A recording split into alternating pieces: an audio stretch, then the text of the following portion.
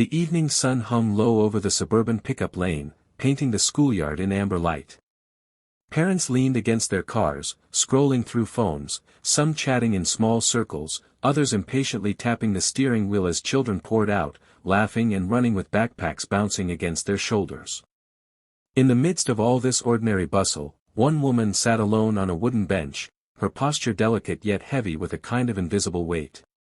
Her eyes followed the carefree children with a quiet longing, though her gaze seemed distant, as if she were elsewhere, lost in a life that had unraveled. Her name was Isabella Hart, though no one here knew it. To them, she was just another mother in line, waiting.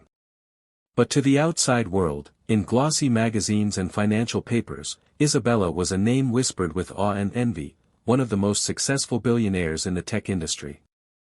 But now, stripped of her glamorous facade, she sat with her hair tied simply, no makeup, wearing a cardigan that looked a little too big for her frame. The divorce had shaken her to the core, not because of the money she lost, but because of the life she had built, the marriage she had nurtured, the dream she thought was unbreakable. Wealth could not fill the emptiness of a broken home. She exhaled slowly, folding her hands in her lap. Nobody here knew her story. Nobody knew the headlines, the court battles, or the betrayal. She was invisible, and perhaps that was a mercy. But invisibility was lonely too. A small voice broke her thoughts. "Excuse me, ma'am, is anyone sitting here?" She looked up to see a man, tall, with weathered features, carrying the kind of tiredness only long days of hard work can etch into a person's skin. His clothes were simple, his shoes worn. Beside him stood a little girl with bright eyes and braids that bounced as she smiled. The man's voice was soft, kind, almost hesitant, as if afraid to intrude. "No, please," Isabella said, shifting slightly to give space. "Thank you," he replied, sitting down carefully. His daughter skipped toward the playground while he kept a watchful eye. Then he glanced at Isabella and offered a small smile. "Long day." Something about the question, so ordinary, so human, unlocked a crack in her guarded heart. She hadn't been asked that in weeks. Lawyers, assistants, journalists, none of them cared about her day, only about the story, the settlement, the empire. She hesitated, then allowed herself to answer softly. "Yes. Very long." The man chuckled gently. "Tell me about it. 2 jobs and still barely keeping up. Sometimes I sit here and wonder if it'll ever get easier." Isabella tilted her head. There was no bitterness in his voice, only a quiet resilience. He wasn't complaining, he was simply sharing truth. "I'm sorry," she said, her tone instinctively compassionate. "Don't be," he replied quickly, waving a hand as if brushing away pity. "I've got my little girl. She's the best part of my life. Everything else I'll figure out." His words sank deep. Here he was, a man who by all appearances had so little, and yet he carried himself with a kind of wealth that money couldn't buy. Hope. Love. Gratitude. For the first time in weeks, Isabella felt her lips curve into a genuine smile. "She's lucky to have you." He laughed lightly. "I think I'm the lucky one." They sat in silence for a moment, watching children run, parents call out names. The breeze carried faint laughter, the smell of cut grass. Then, with a spark of courage, he extended his hand. "I'm Daniel." She hesitated, then shook it. "Isabella." And just like that, a small thread of connection wove between 2 strangers, one carrying the weight of shattered wealth, the other carrying the burden of survival. The days that followed turned into weeks. Pickup time became less lonely. Isabella found herself looking forward to those brief moments of conversation with Daniel. They talked about little things, the weather, the funny things their kids said, the struggles of homework. Daniel never once asked her what she did for a living, never suspected her identity. To him, she was simply Isabella, another parent trying her best. What she noticed most was his kindness. He brought extra snacks sometimes, offering one to her son without making it feel like charity. He encouraged her when she looked tired, telling her, "You're doing great, you know. Kids can feel love even when we think we're failing." He didn't know how much those words mattered to her, how often she replayed them in the quiet of her empty house.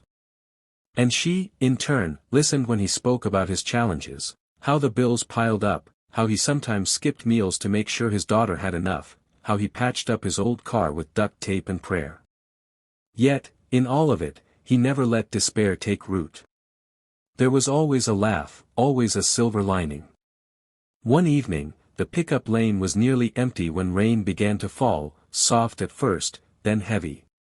Daniel pulled out a worn umbrella, holding it over both of them as their kids splashed in puddles, laughing. Isabella looked at him, really looked, and felt something stir, a reminder that kindness wasn't about wealth or status. It was about heart. "Daniel," she said softly, "you're a good man." He shrugged, embarrassed. "I just try." Her eyes brimmed with something she couldn't quite hide. Gratitude. Admiration. Maybe even hope. But life has a way of revealing truths at the most unexpected times. One Friday, there was chaos at the school. News vans lined the street, cameras flashing. Parents whispered in confusion. Isabella's heart sank as she realized what had happened: her identity, her divorce, her wealth, it had made its way into this quiet town. Journalists shouted questions, her name echoing across the pickup lane. Daniel looked stunned as he pieced it together. "Wait, you're that Isabella Hart?" She froze, shame flooding her. She had wanted so badly to just be seen as a mother, a human being, not as a billionaire headline. She braced herself for disappointment in his eyes, for distance, for envy. But what she saw instead was compassion. "You should have told me," he said gently. "I didn't want to be treated differently," she whispered, her voice cracking.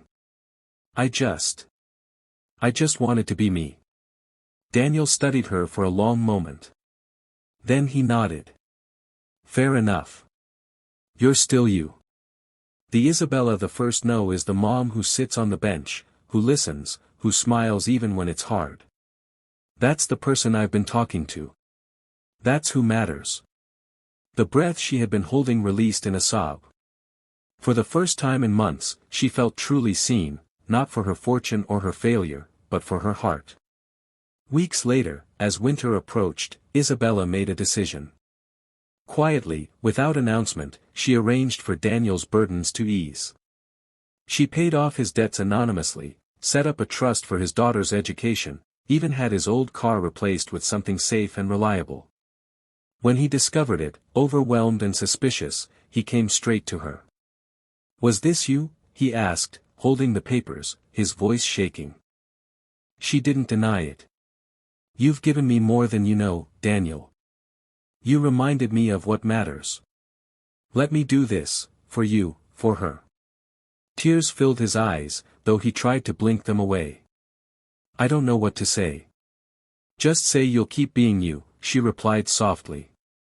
And in that moment, wealth was no longer measured in dollars or headlines. It was measured in kindness shared, in burdens lifted, in hearts healed.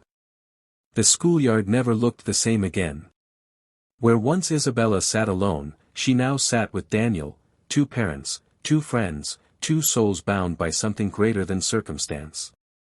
Their children played together, laughter rising into the air like music. The world outside still whispered about her wealth, her empire, her name. But here, in this small corner of ordinary life, she was simply Isabella. And she was enough. Because sometimes, the richest people are the ones who remind us that kindness costs nothing, and yet, it can change everything.